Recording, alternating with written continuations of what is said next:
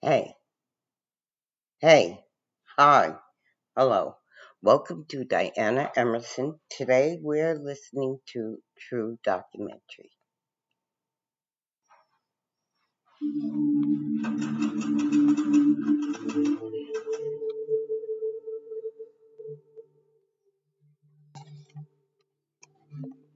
Hi, friends. My name is Benjamin, and today I want to tell you about another heartbreaking story. It was Tuesday, May 29th, 2012. Michelle Mockbee woke up at 5 o'clock in the morning to get to work on time. She worked for Thermo Fisher Scientific in an industrial park near Florence, Kentucky, USA. Michelle had worked at the company for 16 years. She was well liked and brought a positive presence to the workforce. Michelle met her husband, Dan Mockbee, at Thermo Fisher Scientific. He worked there too. Michelle and Dan had two young daughters, Madeline and Carly, and they loved to spend time with them and their families and friends. That morning, the morning of the 29th of May, Michelle arrived at work at 5:53 a.m. Dan had the day off. Michelle worked as a logistics representative and did payroll. Every 2 weeks, Michelle would process payroll on Mondays. On Mondays, she would start work at 6 a.m. so that she could get it to the home office in Pittsburgh by 8 a.m. On days when she did not receive a paycheck, she would start working at 7 a.m. That day, May 29th, was a Tuesday, and usually on Tuesday, Michelle would start at 7 a.m. But the day before, Monday the 28th, was Memorial Day, so she went to work early on Tuesday so she could get her paycheck in on time. About an hour after Michelle arrived at work, the operations manager went down to the floor where her office was located. Michelle was still gone. He was surprised since she was supposed to be filling out paperwork, but wrote it off as tardiness. He decided to come back in 20 minutes and went to make coffee, but no sooner had he made it than the janitor, David Dooley, suddenly called out to him. He seemed startled and said he saw red stains on the carpet outside Michelle's office. David was panicked and said he didn't realize where the stains were coming from since he had been cleaning that morning. The operations manager tried to open the door, but the office was locked. He decided to track down Michelle and see if she needed help. The search wasn't long. He found Michelle around the corner of her office, lying face down.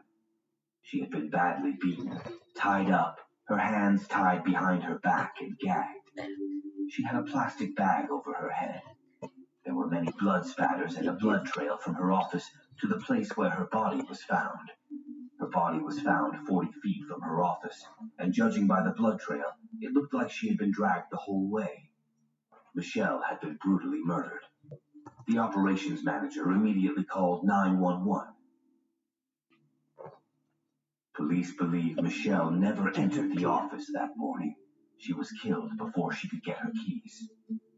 The killer attempted to break into the office. There were signs of forced entry on the lock.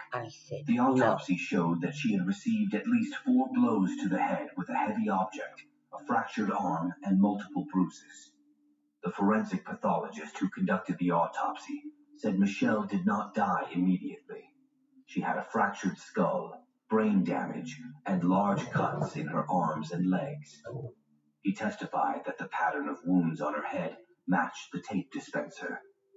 The doctor surmised that Michelle had been struck from the back, and after the first blow, she fell to the floor. It was then that she hit the corner of the wall and suffered a severe liver contusion. It is likely that Michelle lost consciousness at that point. Then the killer grabbed her right arm, tried to drag her to a less crowded place, and that is when the fracture of the limb occurred. But there were still questions. Why didn't anyone hear her scream? Why were her hands and feet tied? And why was she not wearing shoes? The police arrived at Mockbee's house, and Dan was taken to the station. As a spouse, he was the prime suspect. He had a dubious alibi, claiming to have been asleep at the alleged time of the murder, but no one could corroborate his words. To clear himself of suspicion, investigators suggested Dan take a polygraph test. The test revealed that Dan was most likely not involved in the incident. The investigation revealed that there were 13 employees on the premises at the time of the crime. According to the manager of the company, the office and warehouse were guarded to a high level, and only people with a certain pass could get in.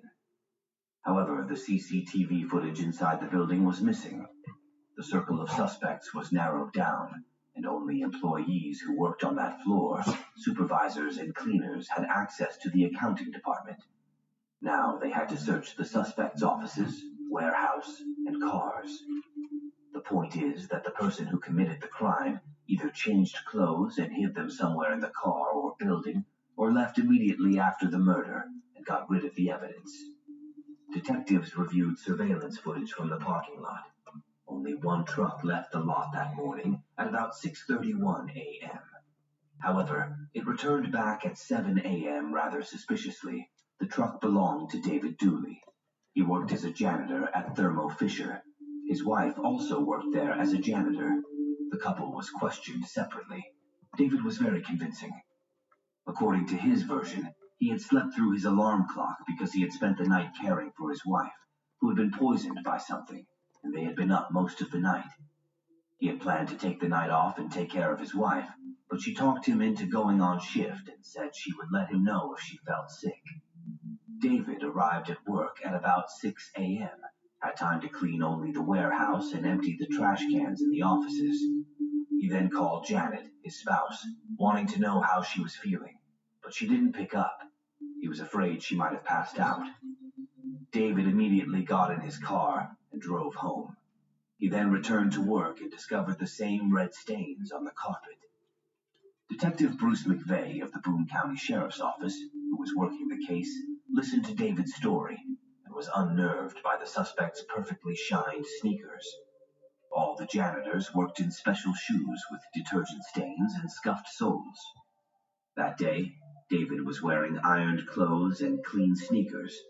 David Dooley's co-workers also expressed their suspicions about his appearance. Plus, according to his story, he emptied the trash cans in the office. But still, they were full that morning. Warehouse employee Joe Siegert said he saw the suspect not far from Michelle's office, and he saw David leave work at about 1:30 a.m. He appeared scared or depressed, he said. The situation was exacerbated by the suspect's criminal record for burglary and possession of a firearm in 1996. The testimony of Janet, David's spouse, was not as detailed. According to her, David had gone to work that morning and did not return until after lunch. She then recalled her husband coming home at about 6:40 a.m. He sort of ripped his pants at work, quickly changed his clothes, and went back in. David was called back in for questioning, but he stood his ground. There were no ripped pants. Perhaps the spouse was confused about something. She was imagining things because of her condition. David's testimony made Janet question her memory. She said she had severe hearing problems and had not heard David come home. Also, she had a high fever that day. But still, when she woke up, there were dirty, torn pants hanging on the chair. That's why she assumed her husband had come to change his clothes. Janet's testimony was not the most reliable information. She had been inconsistent that morning due to dehydration and fever. It was suspicious that the couple's testimony didn't match, but nevertheless, they had no motive. Michelle was the head of human resources and knew the secrets of many employees. But according to other employees in the accounting department, Janet and Michelle had a good relationship. However, detectives concluded that there was still a motive. According to their version, Michelle was supposed to be doing payroll and paperwork in the morning. David tried to break into her office early in the morning, knowing that Michelle usually arrives by 7 a.m. on Tuesday, but things didn't go according to plan that day. Michelle showed up for work at 5:53 a.m. and saw David trying to pick the lock of her office. He couldn't let her go, so he committed this murder. Michelle was quite arrogant and had a harsh temper, which could have escalated the situation. David was the one who discovered the very red stains, and he was the only one leaving work that morning. The murder weapon was never found, but he was able to get rid of the evidence. David and his wife Janet worked different shifts, but he forged signatures on the timesheets and put in fictitious hours for her, so they were paid twice as much as they should have been. Detectives surmised that Michelle had just caught him forging documents. He wanted to put them on her desk, but the plan failed. To investigators, his guilt was obvious, but there was only circumstantial evidence. David was charged with murder, kidnapping, and tampering with evidence.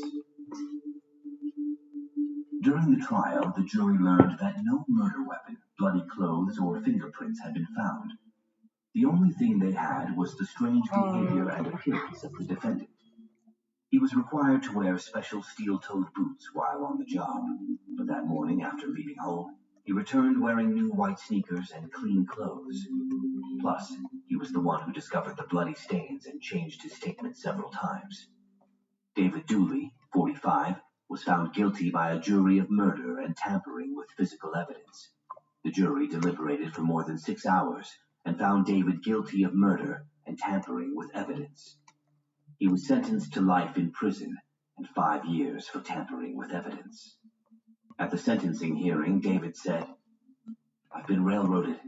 It's totally unfair how I've been treated. I wasn't afforded the time to defend myself properly. I feel cheated out of that as well. All I know is I did not kill Michelle Mockbee. I stand by that.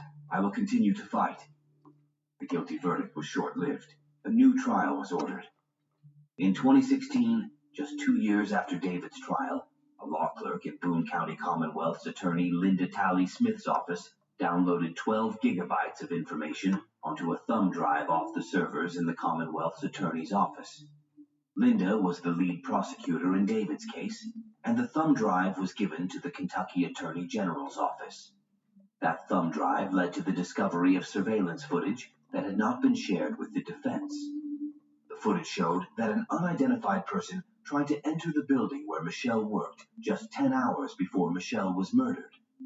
Furthermore, the thumb drive revealed further details. Allegations were made that the lead detective in the case, Bruce McVeigh of the Boone County Sheriff's Office, may have lied at David's trial. He retired, and the internal investigation into the allegations was closed. It emerged that Bruce and Linda were having an affair, but they claimed it only began after the trial ended. A judge concluded that the surveillance video was crucial evidence that had been withheld from the defense, and as such, a new trial was ordered.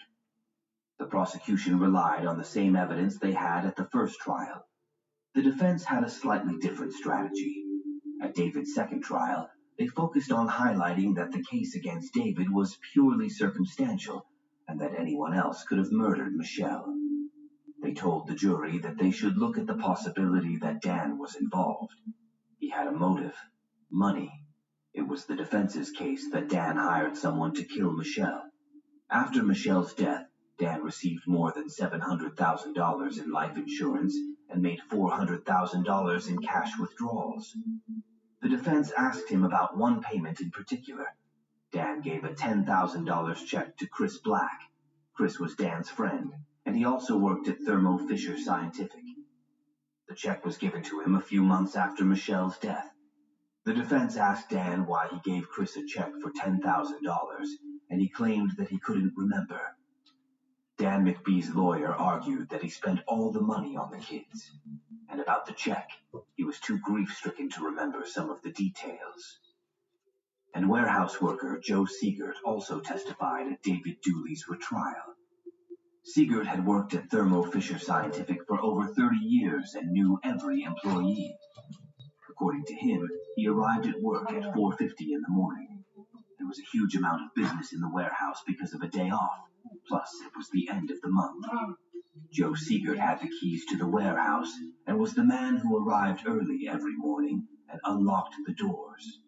He minded his own business for a while, helped unload the trucks, and at 5:30 a.m. he took the paperwork to the office. Michelle wasn't there yet. He did not see David Dooley, and this struck him as unusual because often David was just at that time cleaning the warehouse or offices. Then, at about 5:53 a.m., Joe saw Michelle. She had just shown up for work, grabbed the timesheets from the counter, and went into the office. He was the last person to see her alive. Shortly before 7 a.m., Joe saw David Dooley. He was sitting in the back of the warehouse, crying and shaking. Then, at about 7 a.m., David excused himself home to change his clothes. The testimony of Joe, the main witness, was inaccurate, and there were some timing flaws. But nevertheless, it was admissible since it was several years after the murder.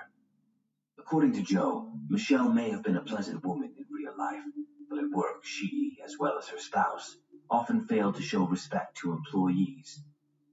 Joe admitted that many people at the company disliked the couple. DNA experts at an independent crime lab compared the male DNA found on items collected from the crime scene to DNA of Dan David. An expert testified that Dan's DNA profile could not be excluded from Michelle's shirt as a major contributor. David's DNA profile could not be excluded as a minor contributor. He testified that 1 in 7 Caucasian American men could also not be excluded due to having a similar profile.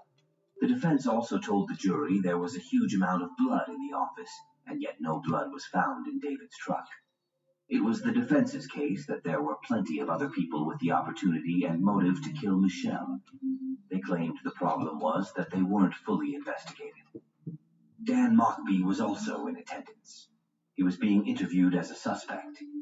Dan held the position of department manager. He could well have given anyone access to the warehouse. Suspicious hatchets were found in his car, which he had allegedly bought at a sale, but could never explain why.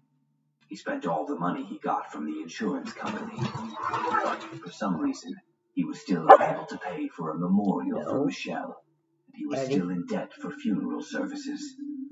In addition, before the incident, the couple had a debt of $70,000.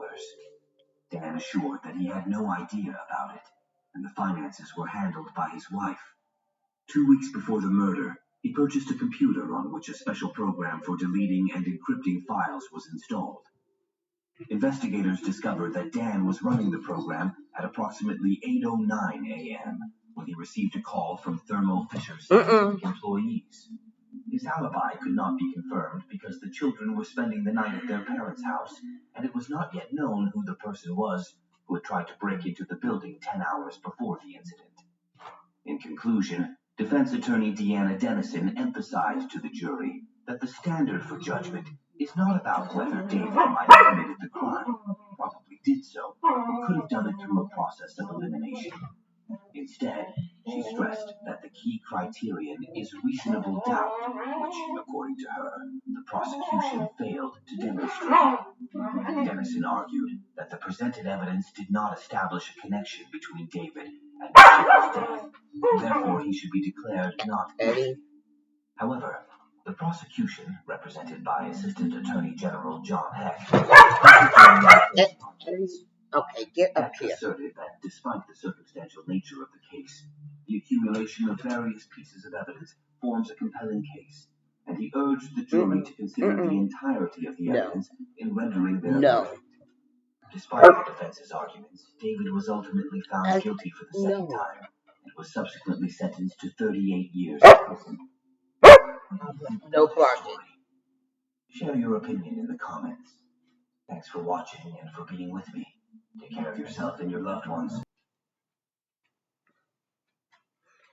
Hey. Hi. Wait. Hello. Welcome to Diana Emerson. Today we are listening to 7 most chilling cases you've ever heard. And this is documentary. Where she was seen, they saw a fire at about 9:30 in the morning. They just assumed it was somebody burning trash. They didn't go investigate. It wasn't until 3 o'clock in the afternoon that they got closer to the fire. They realized there was a body in there. So this body is burning all day long. In the peaceful town of Planada, California, the morning of December 2nd, 2010 turned into a disturbing mystery as Anna Saya and her baby Anthony vanished without a trace after a doctor's appointment. The police began investigation immediately, and as usual, the surviving partner was questioned. However, when the police questioned Louis, Anna's husband, he showed no emotion. Did Anna simply run away with Anthony? Or is her husband responsible for her and baby Anthony's disappearance? Welcome back to M7 Crime Story Time, where we shed light on solved, unsolved, and twisted cases across the world. Today we're looking at the disturbing case of Anna and baby Anthony. But first, if you haven't subscribed to our channel, please hit the subscribe and like buttons. Now, without any further ado, let's dive into the story. Stay over here. Planada is a town located in Merced County, California. The population was just over 4,000 as of 2020, 95.5% of which are Hispanic or of Latino descent. Originally named Whitten, it was later renamed Geneva by Swiss dairy farmers. In 1911, it became Planada. The area was once underwater, part of Tulare Lake, but was drained for agriculture use. Heavy rainfall in 2022-2023 refilled the lake, flooding farmland and agricultural communities. Planada exudes warmth and unity. Celebrations and festivals are cherished occasions that bring the community together, fostering a strong sense of belonging. However, the town also experiences a higher violent crime rate than the U.S. average. This is the town where Anna, her husband Louis, and baby Anthony lived. Ana Saya, also known as Ana Lilia Diaz de Saya, was a vibrant and caring individual who touched the lives of those around her with her warmth and compassion. She was born on July 19, 1984, in the small town of Planada, California. Growing up, Anna had an undeniable zeal for life that set her apart from her peers. Her infectious laughter and boundless energy drew people to her, making her a cherished friend to many. From a young age, she exhibited a deep sense of empathy and a nurturing spirit, always looking out for those in need and extending a helping hand. As she grew into a young woman, she married Louis Saya. Anna had an innate passion for nurturing and caring for others, which lent itself well to becoming a devoted mother to her two sons, Louis Jr. and Anthony. Her family was her greatest joy. She relished every moment spent with them. When her second son, Anthony, came into the world, she embraced motherhood with unwavering dedication, choosing to become a stay-at-home mom to ensure that she'd be there for every milestone and tender moment. Anna's role as a mother brought out the best in her. She was renowned for her attentiveness and devotion, always putting her children's needs before her own. Her loving presence and nurturing nature created a haven of love and security for her family. As a wife, she shared a profound bond with her husband, Louis. Their relationship was filled with love, respect, and mutual support, making their marriage a pillar of strength in their lives. In her free time, Anna reveled in simple pleasures. She enjoyed spending quality time with her family, taking leisurely walks through their town's beautiful landscapes, and enjoying nature's beauty. Her eyes lit up with delight as she indulged in her favorite pastime of gardening, tending to colorful blooms that mirrored her vibrant spirit. As a friend, Anna was a beacon of kindness and understanding. She lent a listening ear and offered wise advice, making her an invaluable confidant to those fortunate enough to call her a friend. Anna's dreams and aspirations were centered around her family's happiness and well-being. She envisioned a bright future for her sons, filled with opportunities and love. Her aspirations were connected with creating a loving home where her children could flourish and grow into confident and compassionate individuals. In 2010, the happiness Anna and her family enjoyed quickly turned to anguish. Thursday, December 2nd, 2010 began like any other for Louis and Anna. As the sun rose, Louis prepared to head to work while Anna and their little baby Anthony were scheduled to attend a checkup appointment at the clinic. With motherly care, Anna made sure to prepare enough formula for 2-month-old Anthony's needs throughout the day and set a steak out to defrost for their dinner later. Around 7:45 a.m., Anna left the house, bidding farewell to her husband.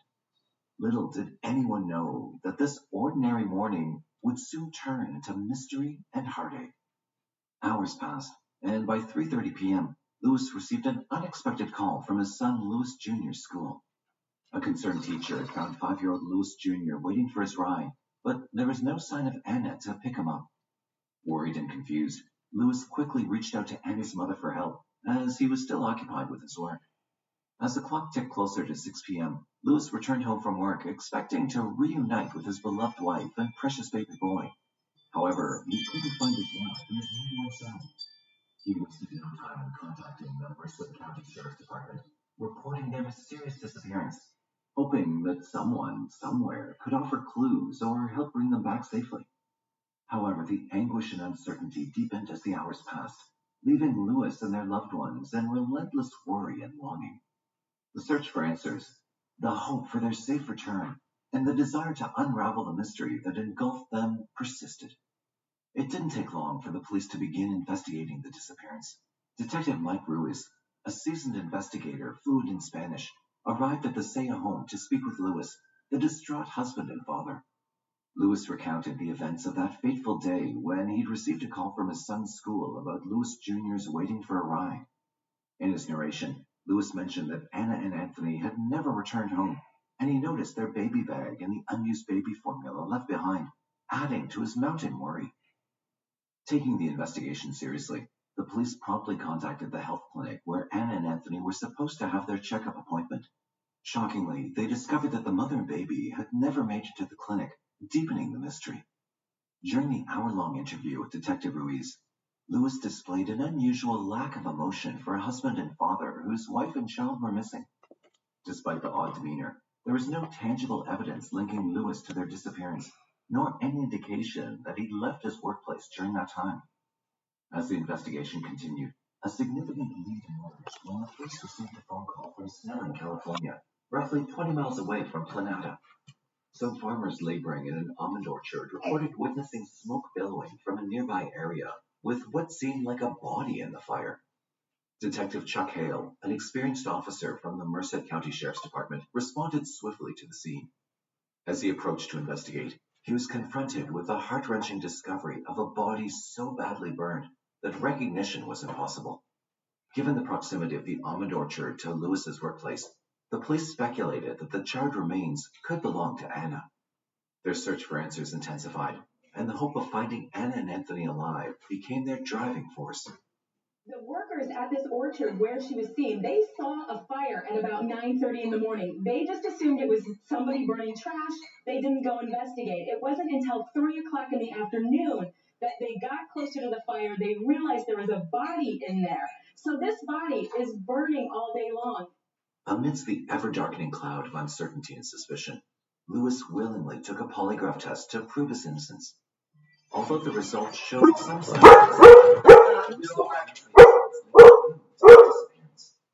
Nevertheless, the police continued to suspect that he was somehow involved in the disappearance of his wife and baby. As the investigation gained momentum, rumors began to circulate, suggesting that Lewis or Anna might have been involved in extramarital affairs, or that the disappearances could be connected to cartel or gang-related activities. Merced County was notorious for its high homicide rate, mainly attributed to gang violence. Yet these rumors remained unfounded, and there was no substantive evidence supporting such claims. Just 36 hours after Anna Saya and her baby Anthony disappeared, the police stumbled upon more shocking revelations. A call came in about Anna's abandoned blue Chevy, found on a remote road near Planada. Notably, the car was locked, and once again, there was no trace of Anna or little Anthony. Adding to the intrigue, a couple made the distressing discovery of a car seat submerged in Bear Creek's water. The police seized the opportunity to use the car seat as a prop to gauge Lewis's reaction. As Lewis laid eyes on the car seat, he broke down, convinced it belonged to his missing son, Anthony. Emotions ran high as the investigation unfolded. In another twist, the California Highway Patrol had their own discoveries to share. They stumbled upon a completely burnt Crown Victoria vehicle in a nearby field north of Planada. As the pieces fell into place, it turned out the type of car had been reported stolen by a woman named Teresa Robles. Teresa and her husband, Jose Velarde, lived in Planada. Teresa's 3 young children lived with them, while Jose had 3 daughters who resided elsewhere. Before the police could question Teresa and Jose, they received another shocking revelation. The burnt body in the almond orchard was, in fact, Anna Saya. A concerning truth emerged. Anna had been strangled before her body was mercilessly set on fire. The perpetrator had driven a fair distance to conceal evidence by burning Anna's body. Still, there was little identifiable flesh. Detective Hale captured an image of a shoe impression at the scene. There were also tire marks that became evident about 20 to 25 feet away from the body, leading toward the main roadway. Amidst the unfolding tragedy, a glimmer of hope emerged when baby Anthony was found on December 7th in the small neighborhood just outside Planada. Heartbreakingly, he was discovered naked, wrapped in a pillowcase, and left outside a woman's home. The infant's survival was nothing short of a miracle, as he nearly succumbed to the harsh elements, but he bravely fought on. However, the investigation was far from over, and Lewis's status as a suspect still loomed large, preventing him from reuniting with his son.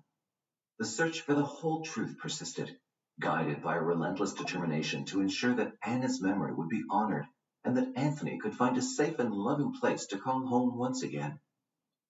Following the unsettling discoveries, the police intensified their efforts and returned to examine the burnt Crown Victoria thoroughly. In the burnt debris, they managed to find a partially intact piece of the tire, and upon careful comparison, it proved to be a match to the tire impressions discovered at the orchard where Anna's body was found. As the investigation continued, startling details about Teresa Robles came to light. She was also known as Maria Saya. However, she had no relation to Anna Saya. During the same period, an unsettling incident occurred in late November 2010.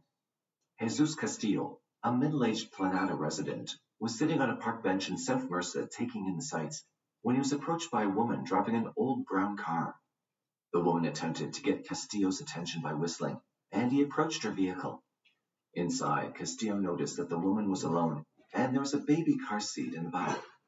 Shockingly, the woman offered Castillo $1,500 to rob a baby and hit the lady, explaining that the baby was her nephew, and she didn't want him to remain with his mother.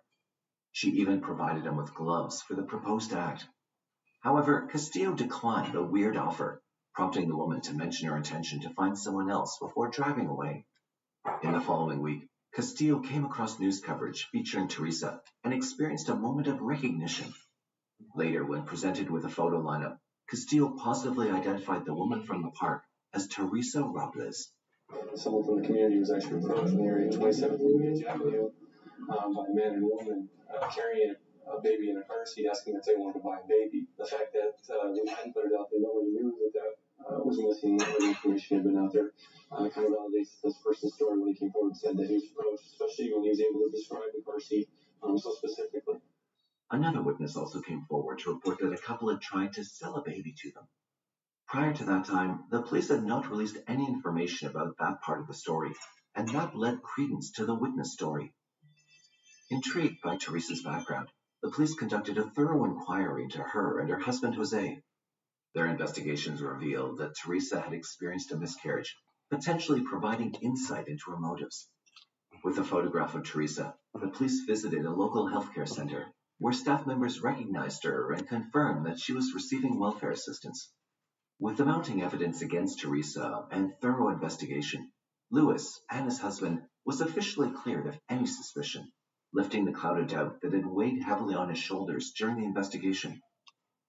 Following a relentless investigation, Teresa and Jose were arrested and charged with murder and kidnapping.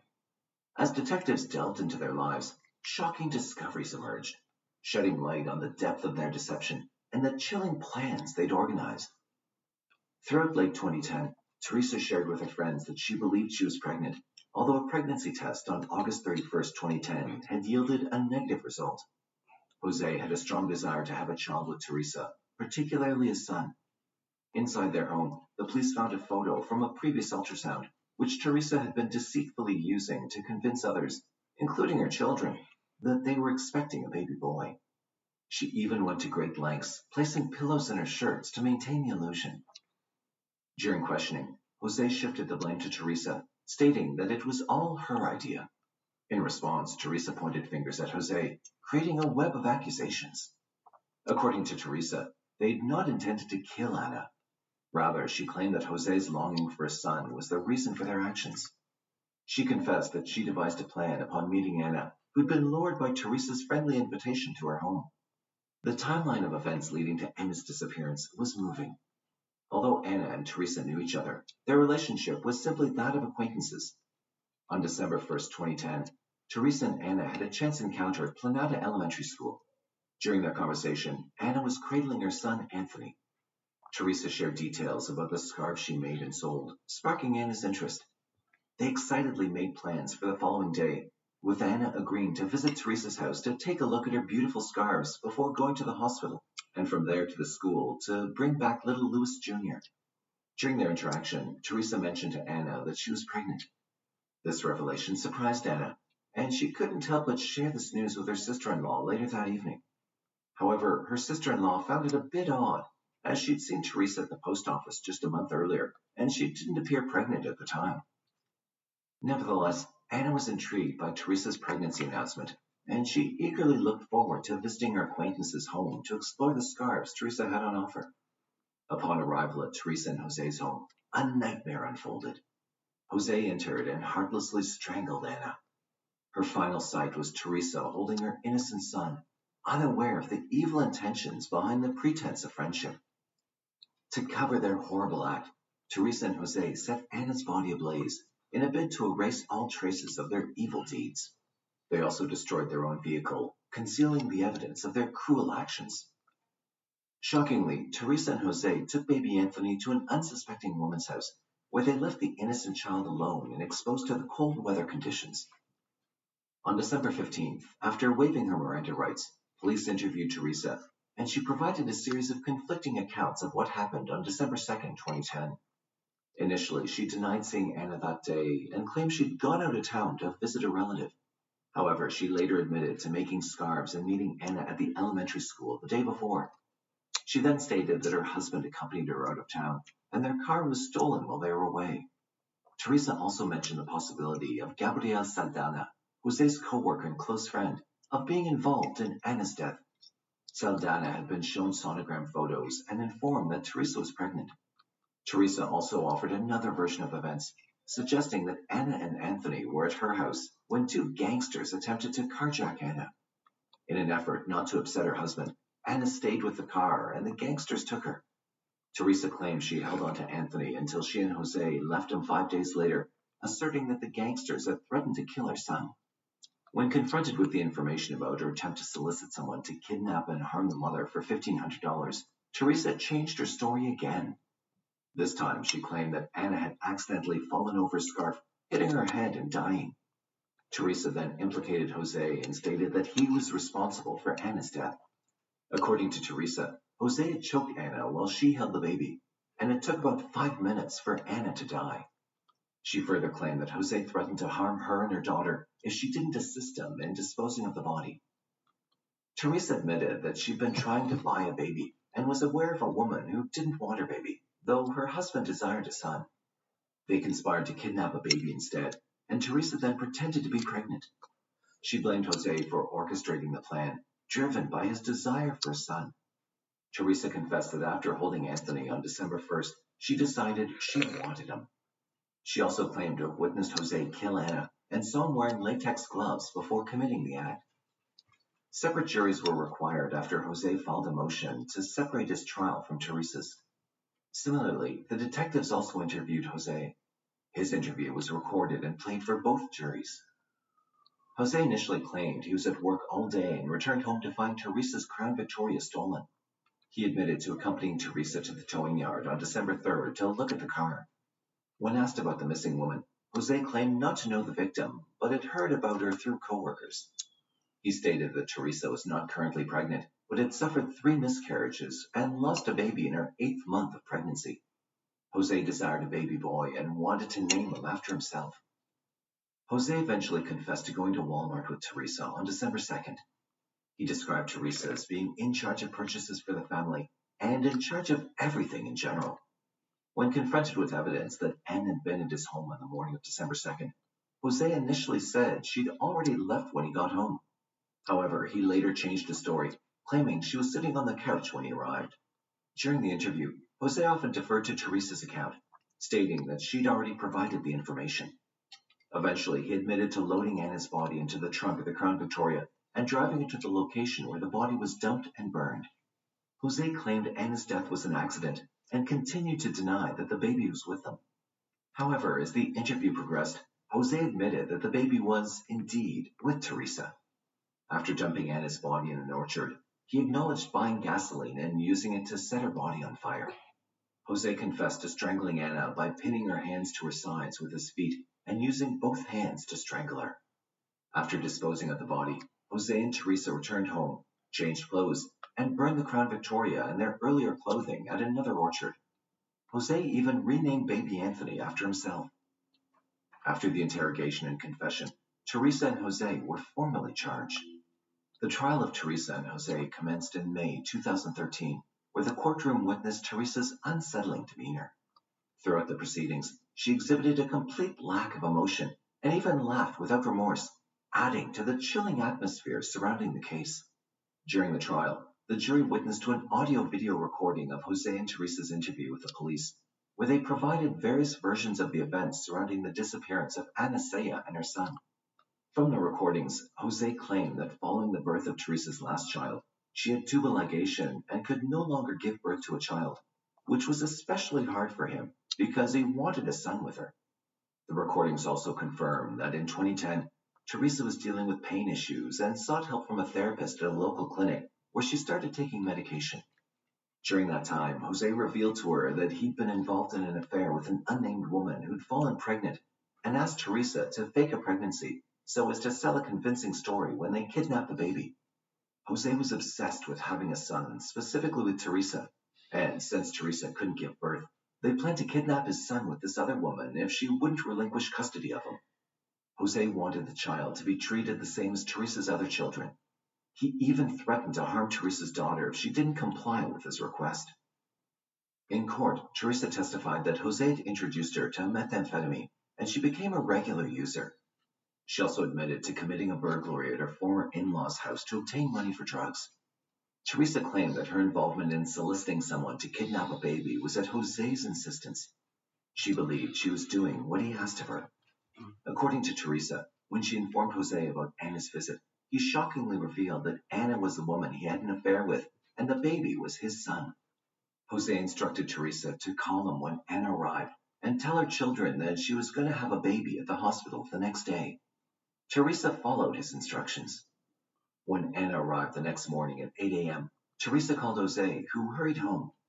Teresa invited Anna into the bedroom to look at photographs of the baby on the bed.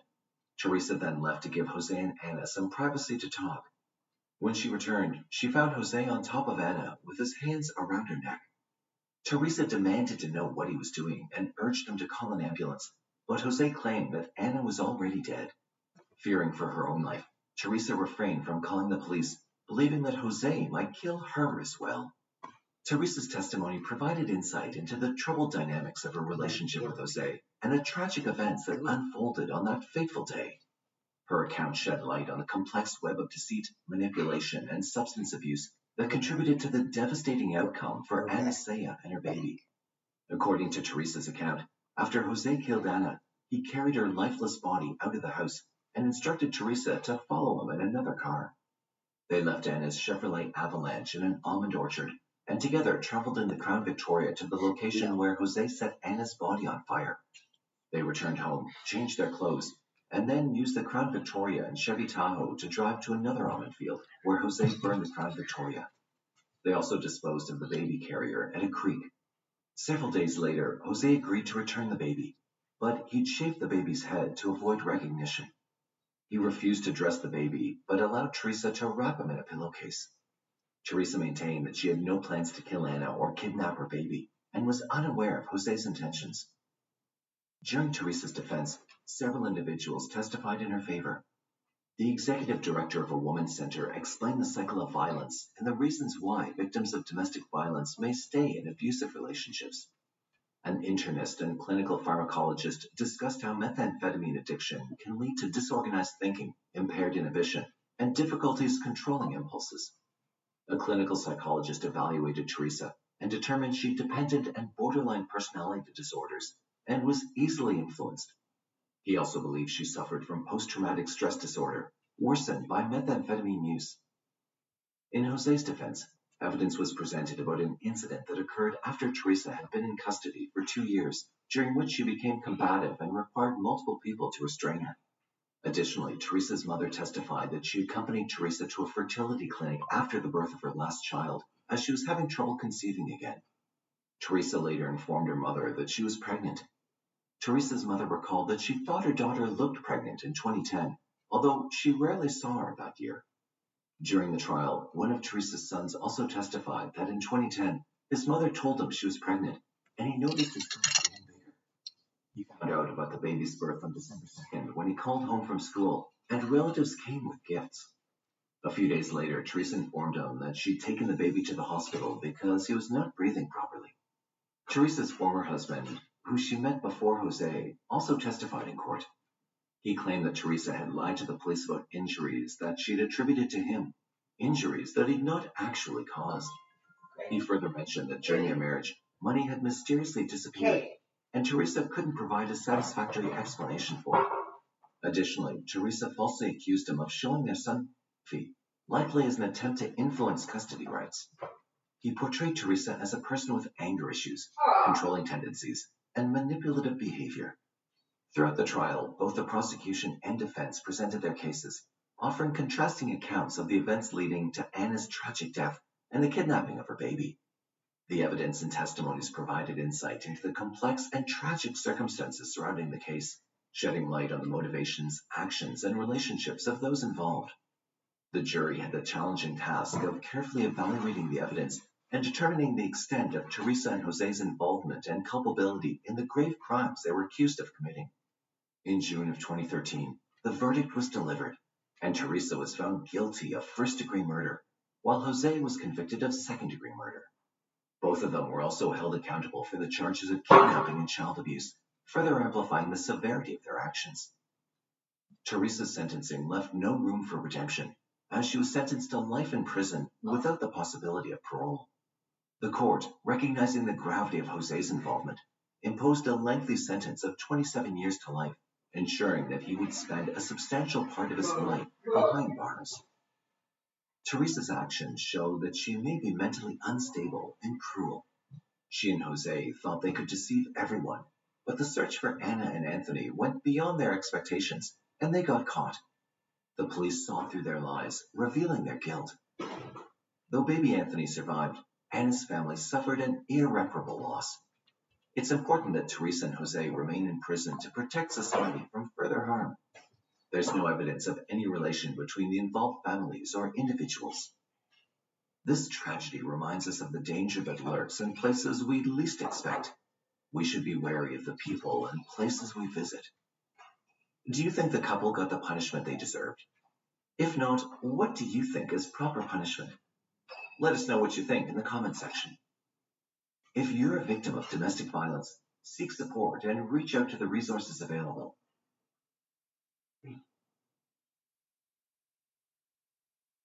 I had dreams about going into the house, and I surprised Mike and Heather. I have a gun. I make them get down on their knees. I go into the bathroom. I throw a blanket around him. I grab him in my arms, and he holds me tight. And he says, "Thanks, Nana, for coming to get me." And then I walk in and I shoot both of them. It was Wednesday, November 25th, 2015, the day before Thanksgiving, when police arrived at the Joneses' residence in Kansas City, Kansas. They'd been dispatched to the home after receiving reports of domestic violence. The caller, 29-year-old Heather Jones, claimed her husband, 44-year-old Michael Jones, had tried to shoot her during an argument. Heather was transported to the hospital for an assessment, and there she had an even more disturbing revelation to make. She told police that somewhere on the property they'd find the remains of a little boy. Unable to ignore this claim, police searched the property and discovered the partial remains of 7-year-old Adrian Jones in a pig pen near the barn in the yard. How did this young boy end up dead in a pig pen? And why? Kansas City is the third most populous city in Kansas, with a population of 155,000 people as of 2022. It's also the county seat of Wyandotte County. Known as the Paris of the Plains, Kansas City is one of the most affordable places to live in the U.S. It attracts families and professionals alike. But like other cities the world over, Kansas City is no stranger to crime, and has recently been ranked as the city with the 5th largest homicide rate in the United States. And it's here that we begin the tragic story of young Adrian Jones. On November 25th, 2015, police responded to a call requesting assistance at the home of Michael and Heather Jones following a report of domestic abuse. When police arrived, Heather explained that she and her husband Michael had been arguing since the night before. According to Heather, she threatened to leave him. He then became aggressive and choked her before throwing her against the wall. Michael then tried to shoot her, but she escaped to a neighbor's house seeking assistance. Michael then fled the house as well. An assessment of Heather showed that she had several cuts on her forehead, bruising and swelling on her face and under her right eye. and her neck was red and swollen. She was then taken to a local hospital for treatment and was questioned by police. During her questioning, Heather explained that she'd recently checked her husband Michael's internet search history. She discovered that he'd been searching for a colorless and odorless poison. She believed he wanted to kill her. The claims were serious enough that police began a search for Michael Jones, who was found further down the street sitting in his truck. When questioned by officers, he admitted to attacking his wife Heather. He said that he grew angry with her when she began disrespecting him and had picked her up by the throat. He then admitted to firing a gun in order to let off some steam after the argument. He was booked at the local police station on charges of aggravated assault and questioned about the allegations. When questioned about the internet searches and Heather's theory of him trying to poison her, Michael admitted it was true. He told officers he'd seen a crime show about poisoning people and was thinking of doing that to Heather. Heather, however, was about to drop a bombshell to the police officers with her at the hospital. It was a twist in the story no one had expected. Heather told police that Michael had killed his own son, 7-year-old Adrian Jones, and fed him to their pigs. If they searched the house and property, they'd find his remains and belongings in their home. After Heather made the unsettling statement about Adrian's remains being somewhere on the property, police called for additional investigators and forensic units to attend the possible crime scene. To describe the house as a mess would have been generous. It was filthy. There were bullet holes in the walls and trash strewn all over the floor of the house. Dead mice, rat poison pellets, syringes and boxes, and explicit video covers and discs were found on the floors and countertops. A look inside also led police to the discovery of a very sophisticated surveillance system, despite the deplorable state of the house. Police questioned Heather and discovered there had been 7 children ranging between the ages of 2 and 11 staying in the house. One of these children was Adrian Jones, Heather's stepson. Being unable to find any trace of Adrian, police extended their search to the surrounding yard. In a pig pen, they made the gruesome discovery. In a tub covered by a pink lid were the skeletal remains of a little child. Police moved quickly and placed Heather and Michael under arrest for suspicion of murder. The 6 remaining children, Adrian's 2 biological sisters and the 4 biological daughters of Michael and Heather, were taken into protective custody. Forensic teams moved to collect the remains of the boy found in the pig pen. Police already had a good idea of whose remains were found. Upon questioning the other children discovered there, they confirmed that it was indeed little Adrian Jones. Born on May 15, 2008, Adrian Alexander Jones was a bright and bubbly young child. He had a smile that could light up any room. According to his maternal grandmother, Judy Conway, he aspired to become a professional football player. He was always happy. He smiled and it would just melt your heart. I want him football. And he'd say, Nana, when I get big, I'm going to play football. Would you come and watch me? His parents, Diana Pierce and Michael Jones, however, did not have a good relationship and split up soon after he was born. For the first 2 years of his life, he lived with his mother Diana in Lawrence, Kansas. But the breakdown of Diana's relationship with Michael caused her to spiral into depression. She'd begun dating multiple men and went out every night, leaving her youngest children, Adrian, Madison, and Bella, in the care of their older sister, Kiona. Adrian remained a child filled with energetic enthusiasm and wonder. His sister Kiona, who was just 12 years old, had done everything to ensure her siblings were taken care of despite being a child herself. However, there were instances when his sister Kiona admitted that she herself had no control over their situation. Her mother had met several different men and often lived with them and the children in the same house. There were allegations that some of the men had possibly abused Adrian.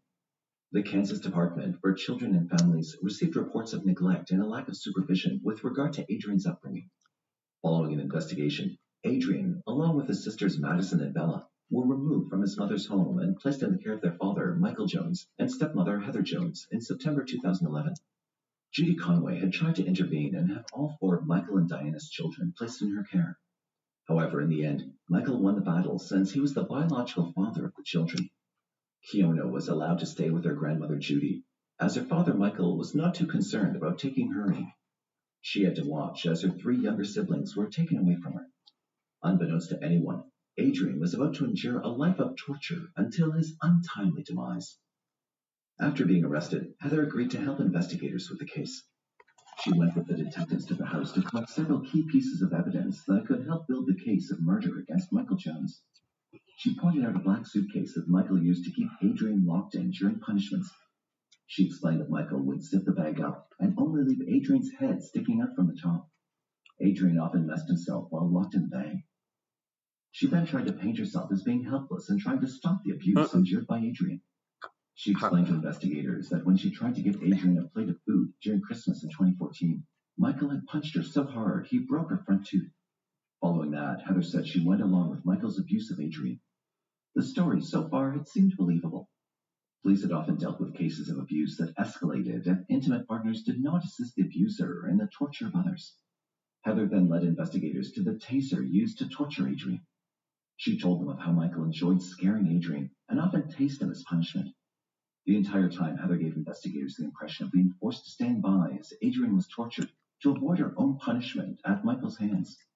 Investigators then interviewed Michael about certain claims made by Heather and the abuse he inflicted on her and the children, particularly Adrian. Michael refuted the claim that he'd hit Heather for feeding Adrian. He told investigators that her tooth was removed for medical reasons, and he provided details for the dentist, which they eventually confirmed. Michael also explained that the taser belonged to Heather, and that she took as much pleasure in the abuse of Adrian as he did. He allowed them to look through his phone records that showed he received messages from Heather. These messages were accompanied by pictures of the taser and the scars inflicted on Adrian. Heather had also sent several pictures of Adrian after she herself had abused him when Michael was away at work. Investigators were armed with evidence of her part in Adrian's torture and now needed to break Heather to get to the truth. Police once again interviewed Heather, this time armed with the proof that she was just as much involved in his abuse as Michael. Heather eventually broke down and revealed why they had abused Adrian. She also told them of the last torturous 8 months of his life. Heather claimed that Adrian would hurt his other siblings, and to teach him a lesson, both she and Michael punished him. Adrian had then started to act out violently towards them as a family, which she blamed on his upbringing when he lived with his biological mother. They had taken to restraining him so he'd not bring harm to them or the girls. They then explained that they had locked Adrian away in a makeshift cell in the shower as a last effort to curb his dangerous outbursts. His behavior, she said, had forced them to punish him even more. For the last 8 months of his life, Adrian had grown weaker over time, and she knew he was slowly dying. Out of fear of being charged for negligence and abuse, she and Michael decided not to take him to the hospital for treatment. Heather admitted that she knew she was being selfish, but wanted to protect Michael from going to jail. Investigators pushed her further and asked why she hated Adrian so much, to see if the question would elicit a reaction. She eventually told police that Adrian was the reason her own biological son was taken away by Child Protective Services in 2011. Heather said that Adrian had lied during an interview with the Kansas DCF, who removed her son from her care. Heather alleged that Adrian lied to social workers about how she abused her own son.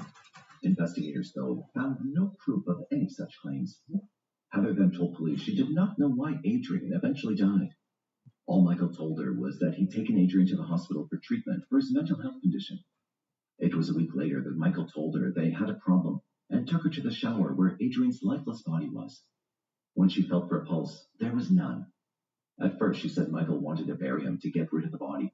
Instead, they decided to buy some pigs. She admitted that Adrian's body remained in the house for 2 weeks. Michael then removed his body and fed him to the pigs, which they'd starved in order to make them ravenous enough to eat away the evidence. Investigators then interviewed Michael and learned that Adrian had passed away on September 28, 2015. After leaving his body to be devoured, Michael then went to retrieve the remaining bones and kept them hidden away in a tub in the barn. Michael also revealed that Heather had been part of the plot to get rid of Adrian's body. Following these confessions, investigators returned to the crime scene and began collecting more evidence. Parts of the shower cubicle, including brick and tiles, were found in a burn pile. The lawn chair that Heather said they strapped Adrian to was also found among the burn debris. A DNA test performed on the remains determined that the bones found did belong to little Adrian. There's not much else medical examiners could do, as only a skull, jawbone, femurs, and rib bones were found. No cause of death or even gender could be determined from the remains. Interviews with the remaining 6 children also backed up investigators' theories that Adrian was subjected to mental, physical, and emotional abuse by both Michael and Heather. They said that there were times they could hear Adrian screaming out that he was dying through the vents of the house. They also told investigators that Heather often subjected Adrian to beatings on her own. Further digital evidence was discovered on Michael's phone. These included back-and-forth text messages about the torture of Adrian and proof that Heather did know when Adrian had died. Michael had texted her on the very day Adrian was found dead. A search of Heather's Facebook page revealed the disturbing account of how she posted about the psychopath she was housing. She'd made several references to the abuse inflicted on Adrian in her posts and explored ideas on how to punish Adrian with friends on social media. One of her posts even included the possibility of beating him to pigs to get rid of evidence. But even more disturbing evidence was about to come to light. In a twist of events, the very surveillance system Michael and Heather used to monitor Adrian was going to expose their wicked deeds. The case was about to take a shocking and disturbing turn as investigators began to dig up information about Michael and Heather. After being taken away by police, Heather Jones had called and asked her landlady, Jennifer Hoovers, to access her Apple iCloud account and save images of her children from there. To Hoover's horror, there was more than just innocent family moments captured on camera. On the account was actual footage of horrific abuse suffered by Adrian. A day after Hoover saw the video footage herself, she contacted the investigation team and granted them access to the disturbing account kept by Heather Jones. What they found was a story captured through images and videos of the prolonged and heinous abuse of young Adrian. The footage was captured from areas throughout the house. These videos and images made even the most hardened of detectives weep as they watched the life of the little child being snuffed out by the very people meant to protect him. The footage revealed the torture and beatings Adrian suffered, as well as the barbaric punishments. Investigators discovered that Adrian had been beaten continuously and was tormented and starved by both Michael and Heather. He was beaten if he tried to eat and often faced punishment that included standing for hours with his hands in the air and being left outside during the month of January with just a t-shirt and pajama bottoms to protect him from the cold weather. Other videos showed him with his hands and feet handcuffed and being left outside, unable to move. He'd even been strapped to a table and blindfolded. Images of Adrian showed his bruised and swollen face. There was even a video showing Adrian hiding from an unidentified male while trying to get a bowl of water. Hoovers provided the name of the man to be Willie Flowers, Michael Jones's uncle. This she discovered when she first went to the house at Heather's request and found letters with his name on it. It baffled investigators as to how a third adult had allowed the torture of a child to go unreported for so long. Willie Flowers turned away reporters who attempted to make contact with him. He refused to speak about the accusations that he was given the responsibility of taking care of the children when Michael and Heather were away. It spurred them to dig a bit deeper into Adrian's case. What their investigation revealed was a sad reminder of the failure of a system meant to protect children from such harm. Investigators started by taking a look into Adrian's case, and it revealed a long, drawn-out cry for help. In December 2011, 3 months after Adrian had been placed in his father's care, the Kansas DCF received 2 calls regarding abuse within the Joneses' home. Upon investigation, the DCF officials discovered that Adrian had been beaten and choked by Heather. Furthermore, there were allegations of Michael having guns in the home and Heather abusing narcotics. The allegation about Heather's abuse of the children forced the DCF to intervene if Michael didn't immediately take action and remove Heather from his home. He then agreed to sign a document that ensured he would not allow his children to suffer physical abuse by the hands of Heather Jones. She wasn't allowed to have any contact with the children. In 2012, Michael then applied for a permit to have his 7 children homeschooled. There was nothing unusual about parents taking their children out of the public school system. But investigators then made contact with a former live-in nanny for the Joneses. According to the nanny named Patricia, Michael did not place much emphasis on education, and instead had the children perform household chores rather than concentrate on their studies. Patricia also revealed that Heather had returned to the house in January 2012, despite the agreement Michael had signed with the Kansas DCF. She also told police that much of the abuse was leveled against Adrian, as he was the only boy and the other 6 children were all girls. All the while, Adrian's grandmother, Judy, had tried making contact with the family, but her pleas went unanswered. In December of 2012, the entire family relocated to Missouri. Once again, calls were made to the Missouri Department for Children and Families. The Missouri DCF stepped in and made contact with the family after reports of abuse against Adrian and the deplorable conditions the family were living in came to light. The Missouri DCF made contact with the Kansas DCF and received reports of the family's history of neglect and abuse. After determining that Adrian and his siblings were indeed unsafe, the Missouri DCF provided Michael and Heather with intensive in-home family care services. But after just 2 visits with officials, Michael and Heather informed them that they were returning to Kansas in August 2013. They informed them that the family would no longer require the services of the Missouri DCF. This became the back-and-forth game played by Michael and Heather whenever they were contacted by the DCF from either Missouri or Kansas. Despite two departments in two states having the same case file, nothing could be done. Adrian himself had sought help from authorities. In July of 2013, before the family moved back to Kansas, Adrian, aged 5, told a caseworker and a police officer that his father had kicked so hard in the back of his head that he felt a little bone come out. Adrian's final plea made to the caseworker and the police officer was possibly the most disturbing part of the story. He said this during the interview. "My daddy keeps hitting me in the head and punches me in the stomach, and my mom keeps pulling on my ears, and it really hurts.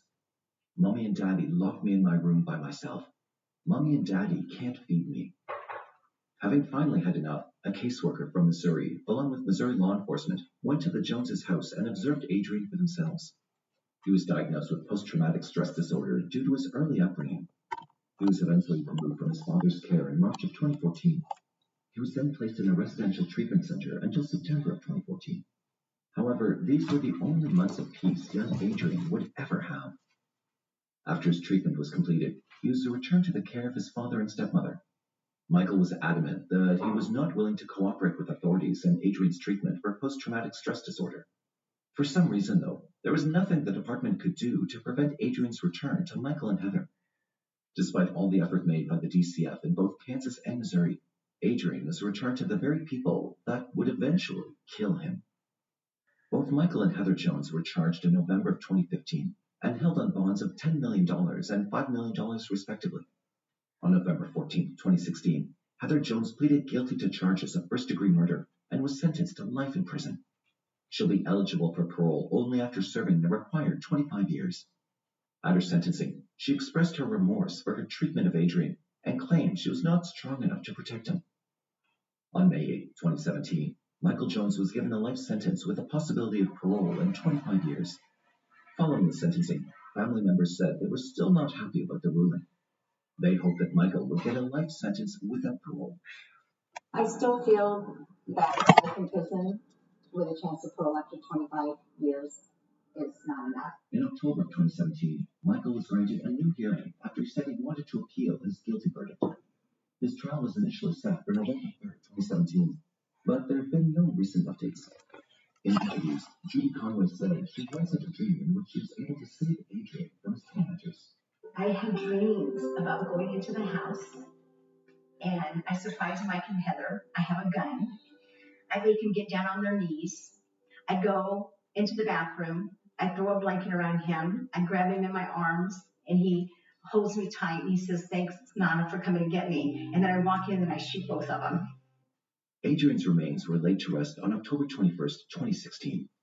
A year later, a celebration to commemorate his life was hosted by his grandmother, Judy. In 2018, Adrian's law was passed. It took the death of a child by the hands of those he trusted to make lawmakers realize change was necessary.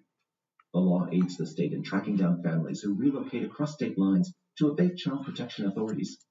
Adrian's grandmother, Judy, mother Diana Pierce, and sister Kiona filed identical lawsuits against social workers in both Kansas and Missouri. The lawsuits allege that social workers failed to protect Adrian from the foreseeable danger of harm from his father and stepmother. The suit sought $25 million in punitive damages. In 2022, the Missouri Court of Appeals, a lower court, found that the social workers were entitled to official immunity in the case, and the suit was dropped. Adrian's story is truly heartbreaking. The very people meant to protect him let him down his entire life, and the authorities were helpless to do anything to save him. It's sad to see that it took the death of a child to create a law that should have been in place to protect him from the very outset. So today, we ask you your opinion on the case and what your thoughts are about the people responsible for Adrian's death.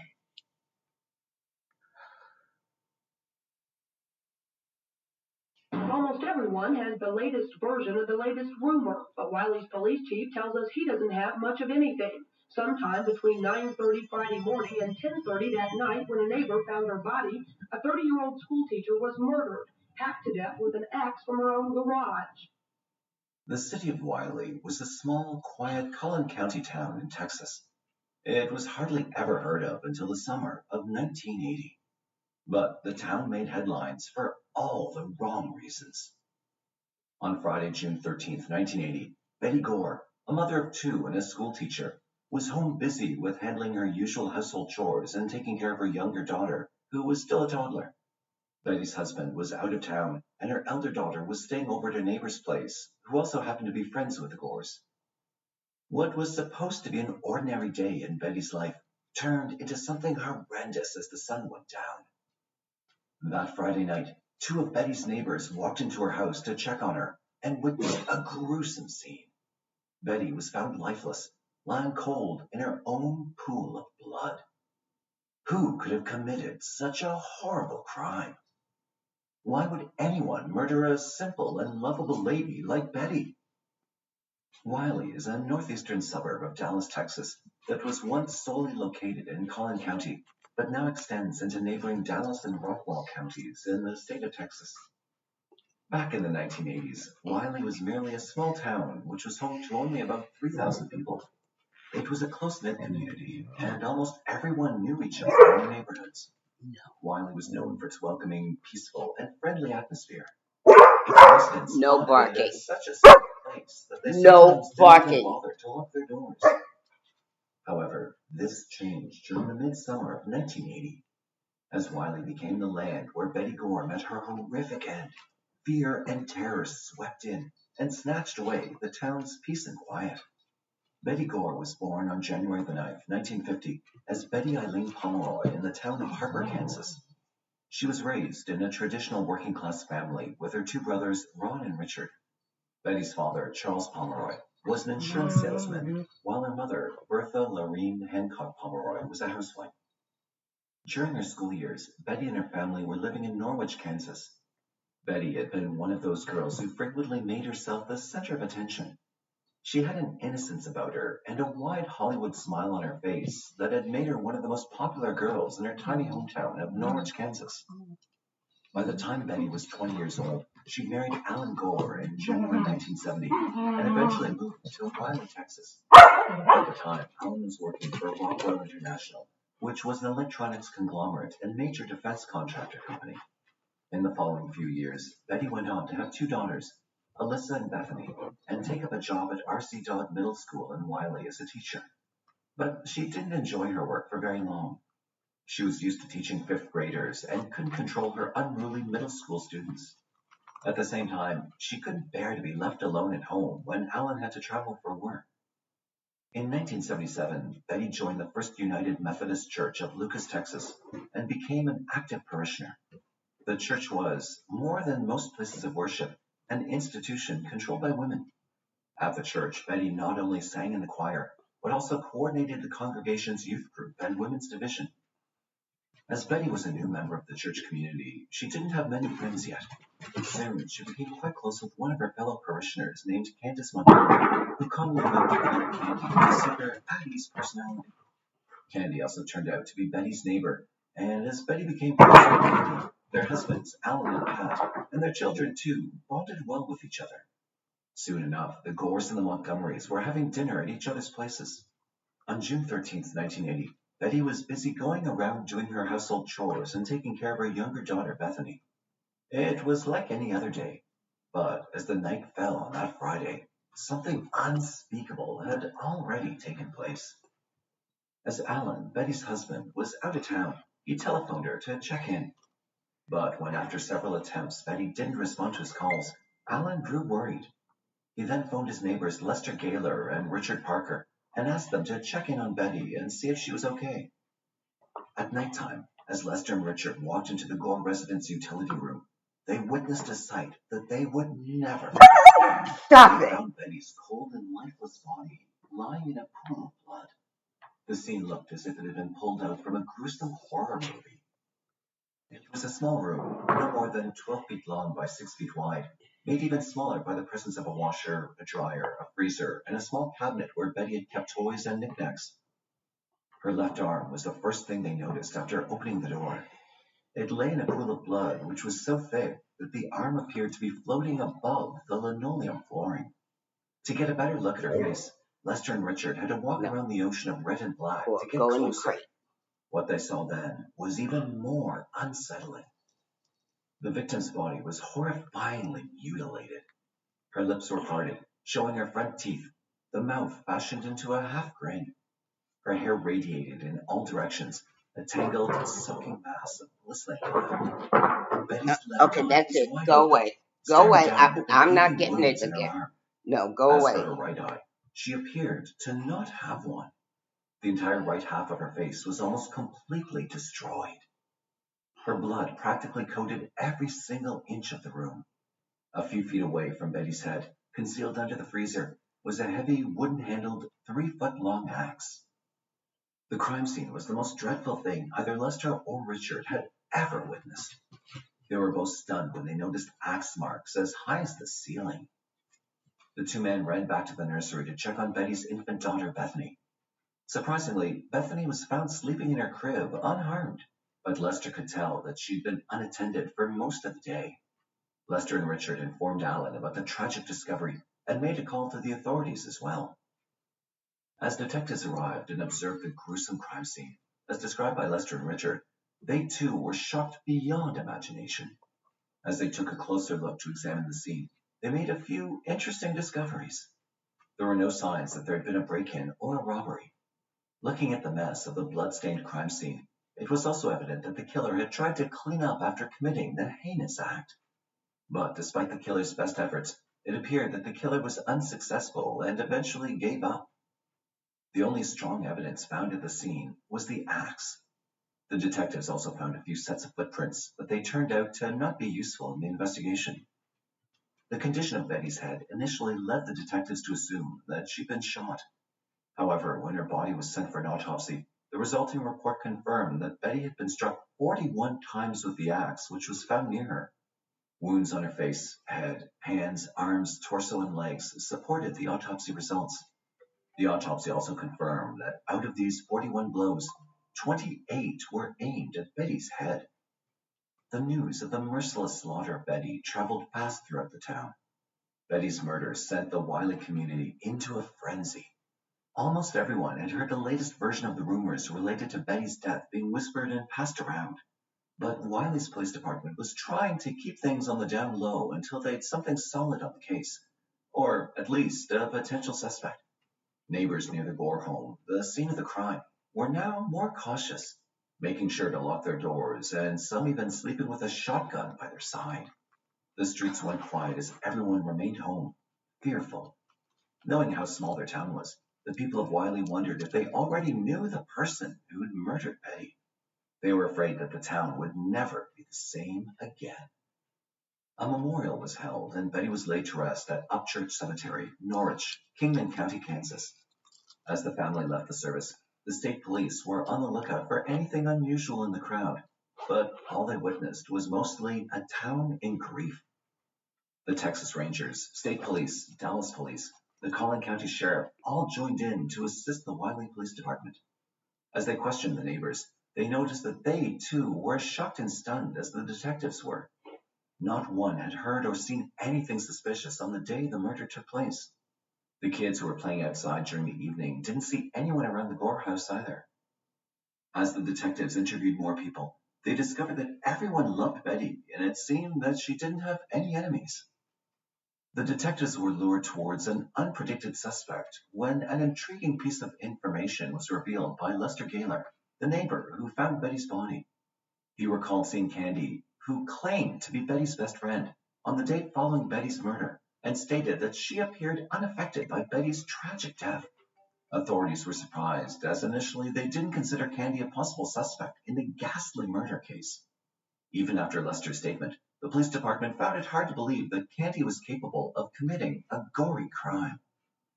The detectives couldn't just rely on Lester's observation of Candy to charge her with anything. They needed solid proof, which soon came from Betty's own husband, Alan. Shockingly, Alan told the detectives about his illicit affair with Candy that happened behind Betty's back. After that, it didn't take the authorities long to identify Candy as the prime suspect. The information disclosed by Alan about his secret affair with Candy was enough for the detectives to take a closer look into Candy's past and present.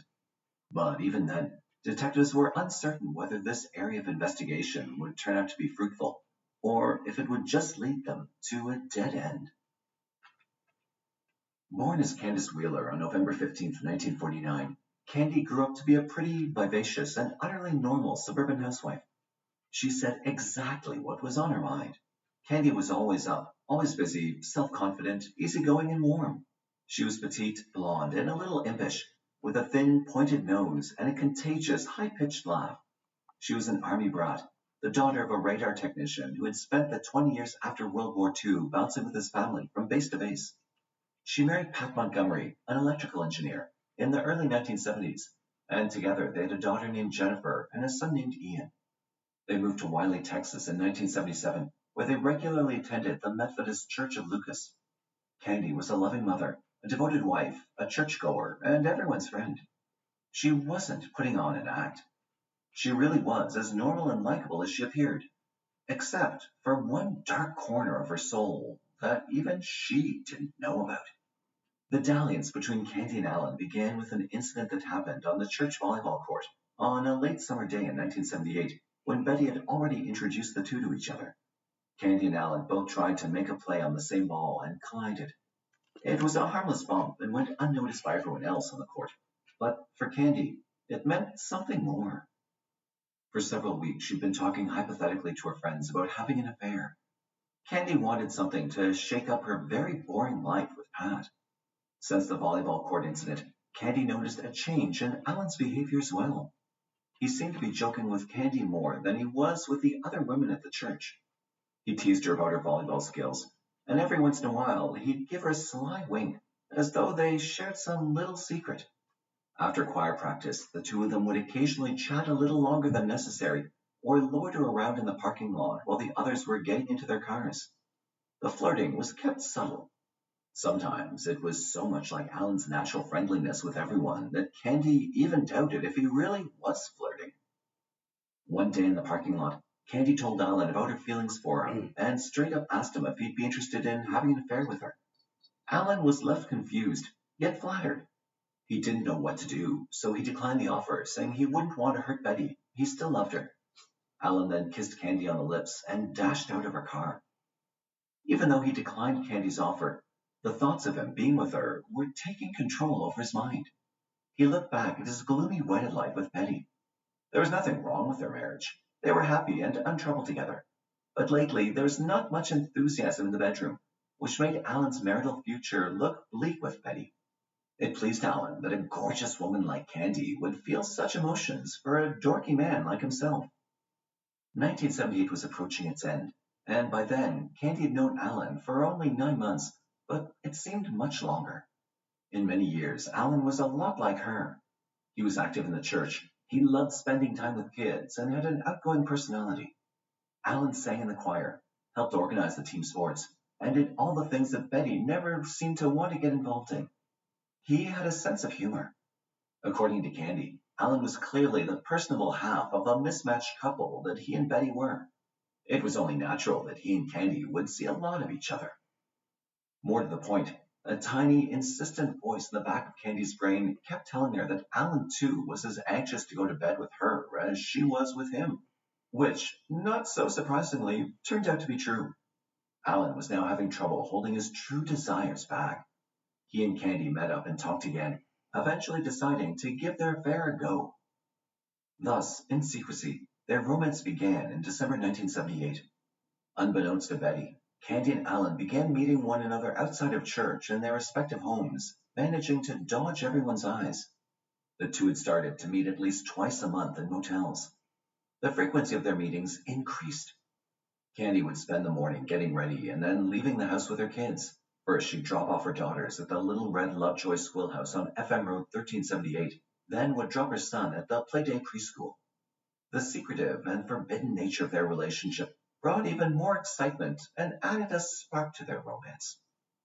However, their affair came to an end when Alan and Betty had their second child, Bethany, in June of 1979.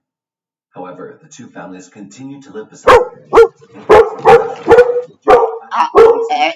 close friends with Betty and Alan's daughters. Lolo. Since Alan gave detailed insights into his affair with Candy, the detectives quickly marked her as a prime suspect in Betty's case.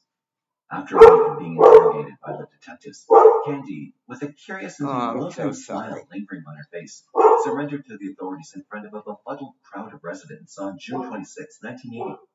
Candy's lawyer had struck an agreement with the Collin County DA, which allowed her to turn herself in.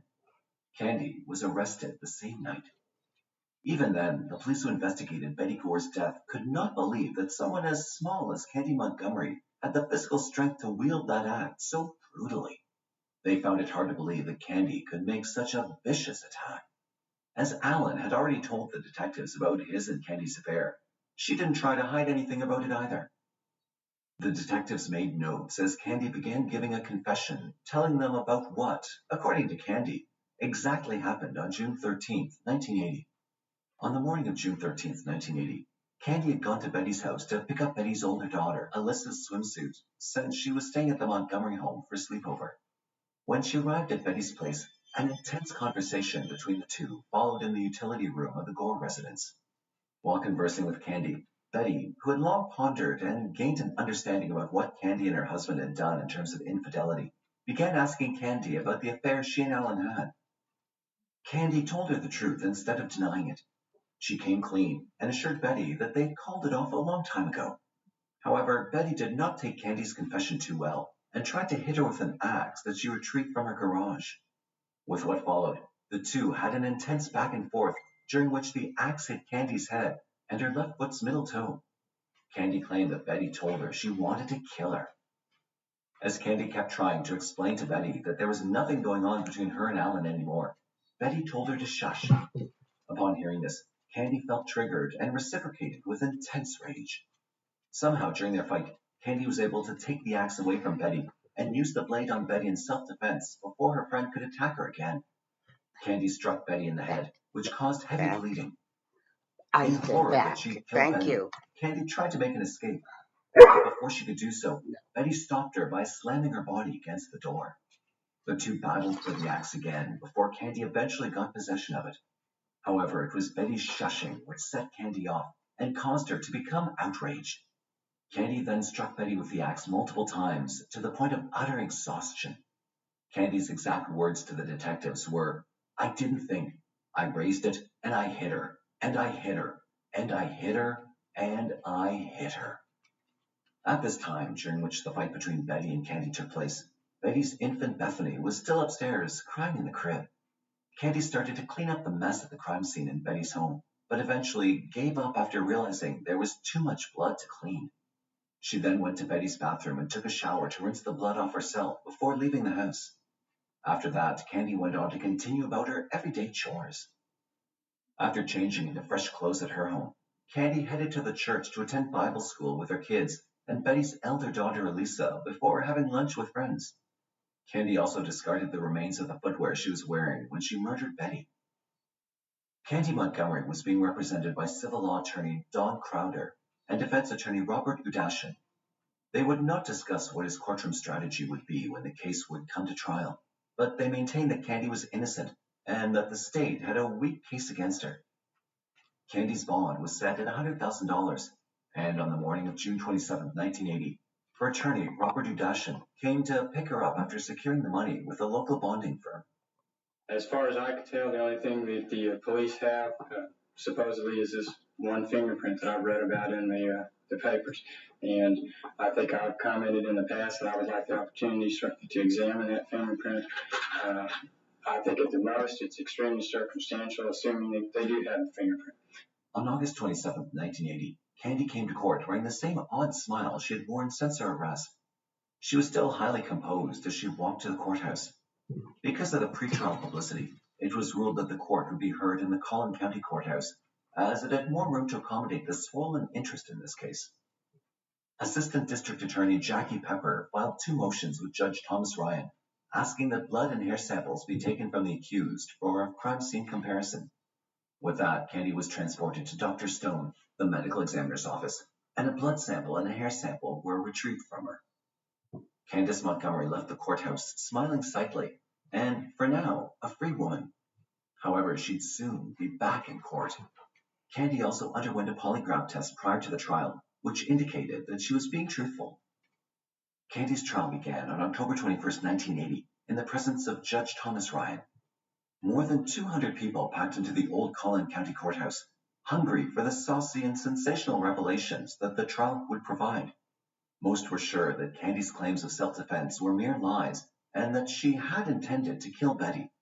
They didn't have to wait long. The first witness was Alan Gore, now a widower. The axe, which was the murder weapon and an important piece of evidence in Betty's case, was placed on the edge of the stand next to him. Slowly, he recalled the day of the murder back in June on Friday the 13th. He told of how he'd been out of town on a business trip, and after several failed attempts to telephone Betty, he'd asked his neighbors to go and take a look at his place. When the neighbors gave him the disturbing news, he contacted Candy, who was taking care of Elisa, Alan and Betty's elder daughter. According to Alan, Candy sounded shocked and surprised when he told her about the murder. Candy, wearing a simple black dress, looked on quietly as Alan started telling the court about the year-long love affair between them. Alan quietly said, "I never told Betty. I don't think she ever knew." The prosecution was trying to prove that the love affair was enough reason for Candy to kill Betty, while the defense was busy planning to refute this theory through cross-examination. As Candy took the stand and pleaded self-defense, she claimed that she defended herself only after being attacked by Betty, stating that she was compelled to use an axe when Betty had attempted to strike her moments before with the same weapon. But something stunning happened on Friday, October 24th, 1980, which made Judge Thomas Ryan halt the trial proceedings. Dr. Fred Fasten, a psychiatrist and a witness from the defense, ordered an examination testimony that put some doubts in the judge's mind about Candy's mental state. Dr. Fasten had an hour-long interview with Candy, and on October 27, 1980, it was ruled that Candy was mentally capable to continue with the trial. Dr. Fasten also told Judge Ryan that Candy's normal behavior was completely removed from her real personality when she killed Betty. He said that he had found a link between a painful childhood experience and the moment Candy released her violent rape to Betty. One word within the context of an individual who is afraid for their life, very frightened, who's covered in this situation, covered with blood, can trigger violence.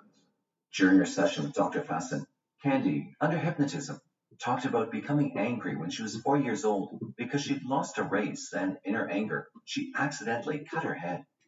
As she cried and waited to be treated in the hospital, her mother told her to be quiet, after which Candy's emotions only became more intense. Dr. Fasten claimed that word association triggered the violence in Candy because of certain similar conditions that took place during Betty and Candy's altercation, which eventually led to Betty's death. Dr. Fasten was absolutely certain that Candy was not guilty of premeditated murder.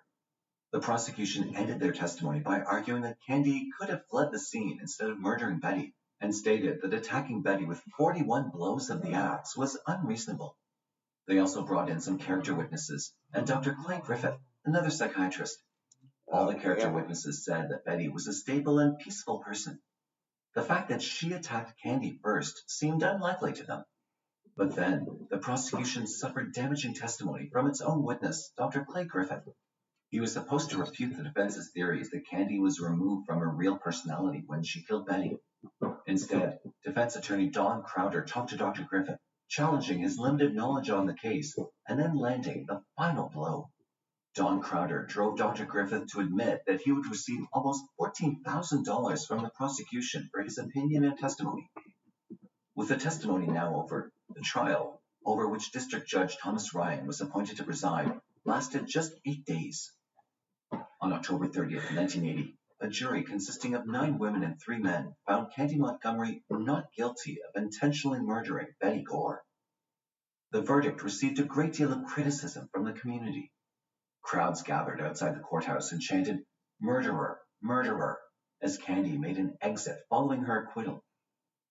After the verdict was rendered, Betty's brother, Richard Lee Pomeroy, was notably cited as saying, "I don't think justice was served in the least bit. I think it was a murder."